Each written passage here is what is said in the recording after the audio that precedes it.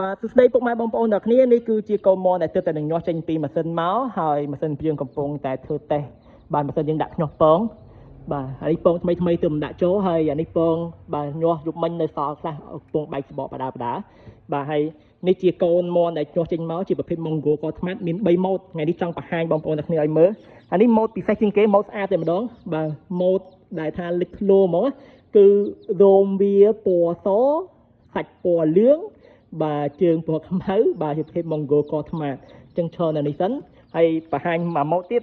បាទមួយម៉ូតទៀតគឺខ្មៅសុទ្ធតែម្ដងបាទ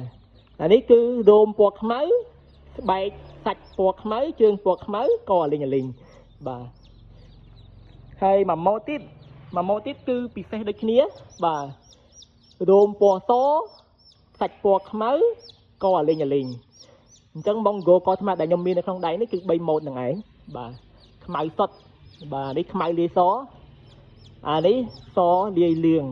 បាទអញ្ចឹងអែមមែនតើបាទម៉ូតពិសេស3ម៉ូតនេះអញ្ចឹងពុកម៉ែបងប្អូនដែលភ្ញាស់កូនមន់ញាស់ជាមួយម៉ាស៊ីនហើយបាទទៅប្រភេទ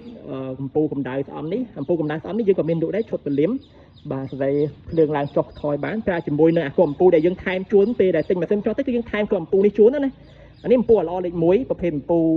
កម្ដៅបញ្ចេញកម្ដៅដូចពីអាទិត្យអញ្ចឹងបាទយើងថែមជួនជប់ម៉ាស៊ីនទាំងអស់និយាយទៅមកការទិញម៉ាស៊ីនគឺយើងថែមជួបអំពូនេះជួនប៉ុន្តែគូតអំពូថ្មខ្សែវ៉ាលីមនេះគឺយើងទិញចាថែមណាឬក៏ចង់ទិញមួយឈុតទៅថែមទៀតក៏បានតម្លៃធូរថ្លៃសមរម្យទេបាទអញ្ចឹងអរគុណច្រើនពុកម៉ែបងប្អូនទាំងគ្នាទៅការម៉ាស៊ីនភ្ញាស់ពងមន់តាក់ទងតាមលេខទូរស័ព្ទតាម Telegram ខាងក្រោមនេះទេក៏បានឆាតតាម Facebook Page ក៏បានបាទអរគុណច្រើនបាទ